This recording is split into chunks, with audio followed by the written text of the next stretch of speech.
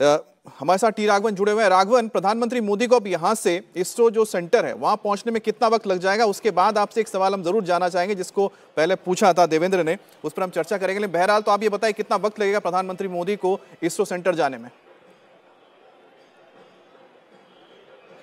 जी देखिए, HAL airport से इसरैक पीनिया जहां पर मिशन ऑपरेशन कॉम्प्लेक्स है इसरो का, उसकी दूरी तकरीबन 23 किलोमीटर है। और आखिरी के 1 किलोमीटर जहां पर फिलहाल हम मौजूद हैं, जालहल्ली क्रॉस से लेकर सिस्टम सर्कल तक, वहां पर 1 किलोमीटर का रोड शो प्रस्तावित है। तो हम ये अंदाजा लगा रहे हैं कि पहले के जो 20 किलोमीटर है वो तो हालांकि 20 मिनट में पूरे कर लिए जाएंगे। पूरे रोड्स को वहां पर जो है वो खाली करवा दिया गया है, HAL से लेकर जो जालहल्ली क्रॉस का रोड है। और यहां से 1 किलोमीटर का ये रोड शो है, तो लगता है कि यहां पर एक 15-20 मिनट का वक्त और लगेगा। तो हम ये मानकर चल सकते हैं कि अब से 40 मिनट के बाद वैज्ञानिकों से मिलने की जो बात लगातार प्रधानमंत्री भी कह रहे हैं, वो ये कह रहे हैं कि हम सिर्फ इसलिए उद्बोधन करने, संबोधित करने आ गए लोगों को क्योंकि लोग बहुत सवेरे से उनके इंतजार में वहां पर HAL एयरपोर्ट के बाहर बड़ी तादाद में जमा हुए थे। लेकिन अब वो जो है वहां से निकल चुके हैं और इंतजार किया जा रहा है इस जगह पर आने का, जालहल्ली क्रॉस का, जहां से उनका एक रोड शो होगा छोटा सा। उसके बाद वो प्रधानमंत्री नरेंद्र मोदी जो है वो इसरैक के वैज्ञानिकों से मिलने मिशन ऑपरेशन कॉम्प्लेक्स में चले जाएंगे। ठीक है, तो हम उम्मीद कर रहे हैं कि देवेंद्र, आपने प्रधानमंत्री मोदी को सुना, आपका सवाल भी शायद उन्होंने सुन ही लिया, जवाब भी दे ही दिया है। हाँ, आमतौर पे अमित, और बहुत हैरानी की बात थी कि देश के प्रधानमंत्री अगर देश के किसी हिस्से में जा रहे हों और वहाँ के मुख्यमंत्री ना दिखें, मुख्यमंत्री तो छोड़िए मंत्री भी अगर ना दिखें, तो थोड़ी सी हैरानी ज़रूर ये होती है कि आमतौर पर ऐसा नहीं होता है। और प्रधानमंत्री नरेंद्र मोदी ने ये बोला कि उन्होंने अपनी तरफ से ये कह दिया था कि क्योंकि बहुत सुबह वो पहुँच रहे हैं तो इसमें आने की ज़रूरत नहीं है, प्रोटोकॉल का जहमत उठाने की ज़रूरत नहीं है। लेकिन ऐसा होता नहीं है। और आप सोचिए कि आखिर वो ऑफिसर भी वहाँ पे जा ही रहे हैं, जो लोग हैं वहाँ पे बेंगलुरु वासी वो मौजूद हैं। ऐसे में किसी मंत्री का भी नहीं होना, मुख्यमंत्री तो छोड़िए, किसी मंत्री का भी नहीं होना, वो थोड़ी सी तस्वीर विचित्र सी ज़रूर ये थी कि ऐसा कैसे संभव हो सकता है। लेकिन प्रधानमंत्री नरेंद्र मोदी निश्चित तौर पर अमित उससे एकदम पर है। उनका अपना फोकस अभी क्लियर है कि मुझे कहाँ जाना है, कि मैं किसके लिए आया हूँ, किससे मिलने जाना है। खुद उन्होंने बताया भी कि अपने आप को रोक नहीं पा रहे हैं। और अमित, एक चीज़ और देखें कि तकरीबन 6000 किलोमीटर का सफर करके वो आए हुए हैं। बिल्कुल, पिछले 4 दिन से वो फॉरेन में, और फॉरेन ट्रिप में हम लोग जानते हैं, और मैंने तो खुद कवर करके देखा है कि कितना मिनट टू मिनट एक्टिव रहता है उनका PM का। और 6000 किलोमीटर का सफर करके फ्लाइट टाइम उनको लगभग लगा होगा 7.5 घंटे के आसपास। और सीधे वहाँ से एयरपोर्ट, और एयरपोर्ट से सीधे उन वैज्ञानिकों के बीच, वहाँ से आएंगे सीधे एयरपोर्ट, फिर वापस दिल्ली। तो ये प्रधानमंत्री नरेंद्र मोदी का शेड्यूल मैनेजमेंट जो है ना, वो बहुत हैरान करता है। और वो बहुत दिलचस्प है कि अगर आपका फोकस क्लियर है, आपको पता है कि आपको जीवन में क्या चाहिए, क्या आप करना चाह रहे हैं, तो फिर ऐसा शेड्यूल भी आपको थकाता नहीं है। और बिल्कुल, आज आपने शेड्यूल का जिक्र किया, क्योंकि हम बात तो कर ही रहे हैं कि प्रधानमंत्री मोदी पहुंचे। आप सोचिए कि प्रधानमंत्री मोदी जब निकले जोहान्सबर्ग से, तब वहां पर रात थी, वो रात को पूरा फ्लाइट में रहे। उसके बाद बिल्कुल सुबह सुबह करीब 6-6:30 बजे वो पहुंच गए एथेंस। पूरा दिन उन्होंने काम किया, फिर से वो फ्लाइट में रहे और फिर वो आ गए भारत। तो कुल मिलाकर उनका जो टाइम मैनेजमेंट इतना बखूबी है कि वो ज्यादा से ज्यादा वक्त सोचते हैं कि होटल में ना रहें, वो फ्लाइट में ही वो वक्त गुजार दें, और जो आपके पास दिन का टाइम जो रहता है वो काम करके उसका कहते हैं ना ऑप्टिमम यूटिलाइजेशन कर लें। बहरहाल प्रधानमंत्री मोदी ने यहाँ पर एक और नारा भी दिया है, जय विज्ञान जय अनुसंधान, क्योंकि वो मानते हैं कि जो रिसर्च है वो आने वाले वक्त में देश के लिए और साथ ही साथ हम ह्यूमैनिटी के लिए, यानी पूरी दुनिया के लिए बहुत कारगर साबित होगा। और उसमें भारत कहीं ना कहीं बहुत आगे जा रहा है। कोविड के काल से हमने देख लिया है, चाहे वैक्सीन को बनाना हो या फिर आज चांद के सतह पर जाके परचम लहराना हो। राघवेंद्र, प्रधानमंत्री मोदी जब वहां जाएंगे तो कुछ आपको पता लगा किस तरह का प्रोटोकॉल रहने वाला है और क्या होने जा रहा है? आज पवन हमारे साथ जुड़ा है। पवन, प्रधानमंत्री मोदी बस पहुंचने वाले हैं, उन्होंने भाषण में एक बात तो बिल्कुल क्लियर कर दिया, बहुत उत्सुक हैं वो साइंटिस्ट से मिलने के लिए। आपने तो चीफ से भी बात की थी, क्या कुछ तैयारियां की गई है जब प्रधानमंत्री मोदी पहुंचेंगे, उसके लिए कुछ खास तैयारी है? बिल्कुल मैं सिस्टम सर्कल पर हूं अमित, और आपको बता दें कि यहां सिस्टम सर्कल पर एकदम सड़क को खाली करवा लिया गया है। प्रधानमंत्री नरेंद्र मोदी वहां से निकल गए हैं। 24 किलोमीटर का सफर है, लेकिन लगभग उसमें 20 मिनट का वक्त लगेगा। लेकिन उसके बाद इस इलाके में, पीनिया इलाके में अगर की हम बात करें, तो यहीं पर इसरो का इसरैक सेंटर है, जहां पर वैज्ञानिकों से मुलाकात के लिए प्रधानमंत्री नरेंद्र मोदी पहुंच पा रहे हैं। और अगर मेरे कैमरामैन आपको दिखाएंगे तो यहां एक कतार में लोग तिरंगा झंडा लेकर खड़े हैं, भारत माता की जय के नारे लगा रहे हैं। और यहां अब हमें भी जरा एक कोने में कर दिया गया है। जरा देखिए किस तरीके से लोग सुबह 5 बजे से लगातार यहां पहुंचना शुरू हो गए थे। तिरंगे सबके हाथ में हैं। आपको एक बात और गौर करनी चाहिए कि प्रधानमंत्री नरेंद्र मोदी आए हैं तो उन्होंने जय जवान, जय किसान और जय विज्ञान की बात की, और यहां पर किसी पार्टी विशेष के झंडे नहीं है, तिरंगा है, ये भारत का जश्न है। और इस जश्न में प्रधानमंत्री नरेंद्र मोदी कैसे उत्साहित हैं वो स्पष्ट दिखाई दे रहा है। सर, आप यहां आए हैं, आपके लिए यहां आना क्या मायने रखता है, जबकि खुद मोदी जी भी यहां वैज्ञानिकों का हौसला बढ़ाने के लिए आ रहे हैं? सर, अगर हारेगा उस टाइम भी मोदी था, अभी विन हो गया, अभी भी मोदी है। हर कदम इंडिया का झंडा उछालने को, हर कदम अभी दक्षिण अफ्रीका से भी हर कदम यूटिलाइज कर रहे हैं देश को जिताने का।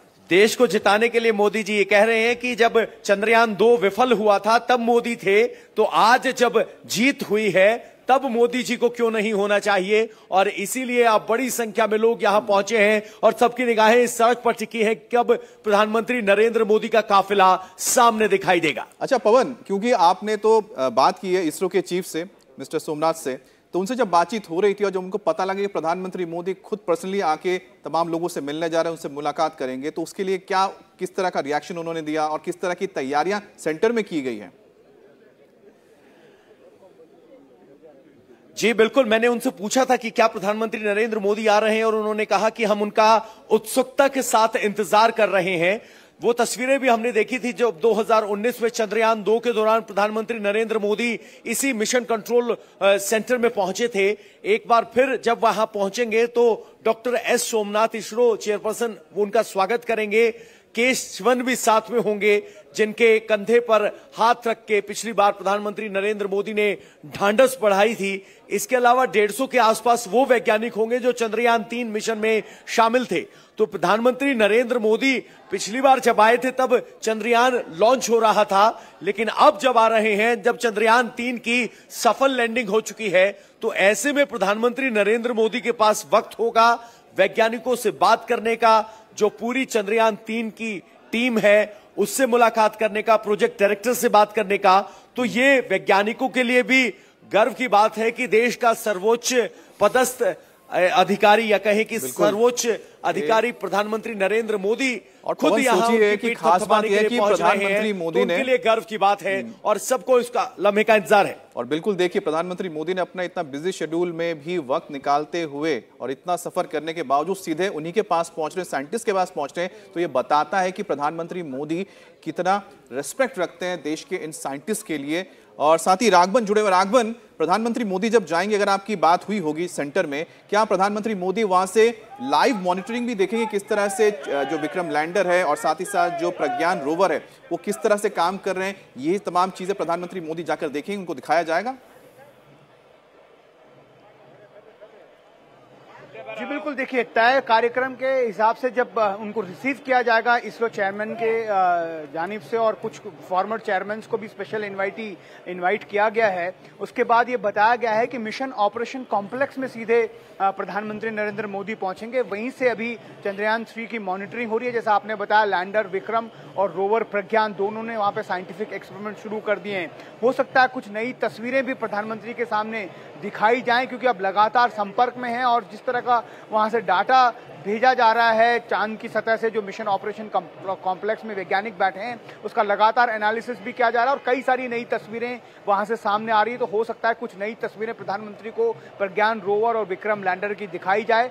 और दूसरी सबसे बड़ी बात, जो चंद्रयान 2 का ऑर्बिटर है वो भी 100 गुना 100 किलोमीटर की कक्षा में फिलहाल चांद के चक्कर लगा रहा है, और वो भी हर 2 घंटे में अमित एक बार जो हमारा विक्रम लैंडर और प्रज्ञान रोवर है उसको स्पॉट कर रहा है। हो सकता है वो जो खास तस्वीरें हैं वो भी प्रधानमंत्री के सामने रखी जाएं। करीब करीब 40 मिनट तक ऐसा बताया जा रहा है कि प्रधानमंत्री वैज्ञानिकों के साथ बात करेंगे। जो अभी टाइम अपडेट हुआ है उसके मुताबिक ठीक 7:30 बजे प्रधानमंत्री का कार्यक्रम जो है इस ट्रैक में शुरू हो जाएगा। यहाँ पर जहां हम मौजूद हैं वो अगले 15 मिनट में पहुंचेंगे और वहां से तकरीबन 20 मिनट का एक रोड शो है उनका यहाँ से प्लान किया गया, जिसके लिए आप देख रहे हैं यहाँ पर लोग जो है हाथों में तिरंगा झंडा लेकर काफी बेसब्री से उनका इंतजार कर रहे हैं। अच्छा राघवन, आपके पास बस लौटते हैं। एक जो अहम चीज देवेंद्र से मैं जानना चाहता हूं, देवेंद्र, क्योंकि लगातार आप युवाओं के साथ टच में भी रहते हैं, आखिरकार क्या प्रधानमंत्री मोदी भले ही बोलते हैं ना पर्दे के तो सामने है नहीं, वो पीछे हैं इस पूरे मिशन में, क्योंकि मॉनिटरिंग जो होती रही है, तो किस तरह से लगातार वो और उनकी टीम देखती थी कि किस तरह से जो मिशन चंद्रयान 3 है वो सफल हो? देखिए, तो सरकार का रोल सबसे अहम ये रहता है कि आप इनेबल करें, काम तो करना है वैज्ञानिकों को, लेकिन सरकार की भूमिका वहाँ हो जाती है कि जो संसाधन उनको चाहिए, पहली बात तो वो आप उपलब्ध कराएं, दूसरी चीज़ कि उनके पीछे वो बताएं कि देश आपके साथ है, देश की सरकार आपके साथ है, ताकि वो ज़्यादा उत्साह के साथ काम कर सकें। इसके अलावा प्रधानमंत्री दफ्तर की बात करें या प्रधानमंत्री की बात करें तो इसमें बहुत ज़्यादा रोल नहीं रहता है, लेकिन ओवरऑल अगर आप देखें तो स्पेस सेक्टर को लेकर प्रधानमंत्री नरेंद्र मोदी ने 2014 के बाद इतने सारे काम किए हैं कि आपको ये समझ में आएगा कि आज जो उपलब्धि है, भले ही इसरो की स्थापना 1969 में हो गई है, लेकिन पिछले 9-10 सालों का जो बदलाव है वो एक अलग लेवल पर ले जाने वाला बदलाव है। अलग लेवल पर ले जाने वाला इसलिए कि उन्होंने ये कहा कि इसको प्राइवेट सेक्टर के लिए जैसे ही आप खोलेंगे तो ज़्यादा से ज़्यादा और अकूत टैलेंट को आप इनवाइट करते हैं, और इसी काम को किया उन्होंने जब स्पेस सेक्टर को प्राइवेट सेक्टर के लिए भी खोला। आप अंदाज़ा लगाएं अमित कि पिछले 3-4 सालों में 140 से ज़्यादा स्टार्टअप ऐसे हो गए हैं जो कि स्पेस टेक्नोलॉजी पे काम करते हैं, और ये सिर्फ स्पेस टेक्नोलॉजी के लिए नहीं होता है। जबकि मुझे याद है कि प्रधानमंत्री नरेंद्र मोदी ने एक बैठक में मंत्रियों को ये कहा कि स्पेस टेक्नोलॉजी का इस्तेमाल एग्रीकल्चर, इंफ्रास्ट्रक्चर, हेल्थ, हर एक सेक्टर में आपको करना है। जैसे रिमोट सेंसिंग के द्वारा जो चीज़ें आप जानते हैं उस पर काम भी किया जा रहा है कि कैसे ट्रेन को ये पता चले कि आगे 10 किलोमीटर क्या है, उससे एक्सीडेंट बचाया जा सके, और ऐसे अनेक उदाहरण हैं। तो अगर सिर्फ स्पेस सेक्टर का विकास करते हैं तो ऐसा नहीं है कि सिर्फ स्पेस में आपको फायदा होता है, उसके फायदे दूसरे जगह भी होते हैं। इसका मैं एक एग्जाम्पल देता हूँ देवेंद्र, क्योंकि मेरी बात हो रही थी एक साइंटिस्ट से, तो हमने जैसे बात की जब टच फोन को लेकर, टच जो मैंने बोला कि ये टच फोन जो आया जिसमें आप स्क्रीन में, आप स्मार्टफोन में देखते हैं ना, आप उंगली लगाते हैं और वो काम करने लगता है, बटन की जरूरत नहीं है। तो मैंने बोला कि देखिएगा, अच्छा कितनी अच्छी बात है कि आज के दौर में हो रहा है। बोलते हैं आज के दौर की बात नहीं है, ये तो तब हो गया था 50-60s में जब नासा इस्तेमाल कर रहा था, और स्पेस में तब ये टच स्क्रीन वाला जो सिस्टम आ चुका था, बाद में हमारे पास आया है। तो करीब करीब 20 से 30 साल लग जाते हैं। जो स्पेस टेक्नोलॉजी होगी उसको हमारे आम जिंदगी में लाने में वक्त लग जाता है, लेकिन वो बहुत कारगर साबित होता है, जैसे कि एक टच स्क्रीन का हमने आपको एग्जाम्पल दिया। बहरहाल पवन के पास चलते हैं। पवन, जब आपकी बात हो रही थी इसरो के चीफ से, तब उन्होंने बताया आखिरकार प्रधानमंत्री मोदी ने पर्सनली उनको फोन किया था, और क्या उसके बाद से ही आप कह सकते हैं कि तैयारी एक तरह से हो चुकी थी कि प्रधानमंत्री मोदी उनसे मिलने आ रहे हैं, और ये सारा जो कार्यक्रम है किस तरह से अरेंज करना है, ये सारी तैयारियां किस तरह से की जा रही थी, क्या बताया आपको चीफ ने? देखिए अमित, सबसे बड़ी बात यह है कि प्रधानमंत्री नरेंद्र मोदी यहां आएंगे, इस बात का उन्होंने फोन पर संपर्क करके बता दिया था कि मैं आपसे आना चाहता हूं, मिलना चाहता हूं, लेकिन mission complex mission operation complex वो स्थान है जो चंद्रयान की लॉन्चिंग से पहले ही तैयार है, बीविंग विद एनर्जी और इंफॉर्मेशन। तो वहां से चंद्रयान 3 की लैंडिंग सफल कराई गई थी, सभी वैज्ञानिक वहीं थे, उसका लाइव ट्रांसमिशन हमने देखा, तो तैयार तो पहले से ही था। अब गर्व की बात यह है कि अब वो इस बात को लेकर आश्वस्त है कि चंद्रयान 3 काम कर रहा है, ठीक तरीके से प्रज्ञान बाहर आ चुका है। उसके अलावा अब तस्वीरें और डेटा भी लगातार मिल रहा है। प्रधानमंत्री नरेंद्र मोदी के सामने ऑर्बिटर 2 से ली गई वो तस्वीरें भी दिखाई जाएंगी, जिसमें प्रज्ञान रोवर और विक्रम लैंडर स्पष्ट तौर पर चांद की सतह पर खड़े हुए दिखाई देंगे। इसके अलावा वीडियो डेटा लगातार आ रहा है। तो फिलहाल मौजूदा स्थिति क्या है वो प्रधानमंत्री नरेंद्र मोदी को ब्रीफ की जाएगी। और बता दूं आपको, जब हम सुबह 4 बजे यहां पहुंचे थे तो चंद्रयान टीम के वैज्ञानिकों को हमने यहां से पहुंचते हुए देखा था।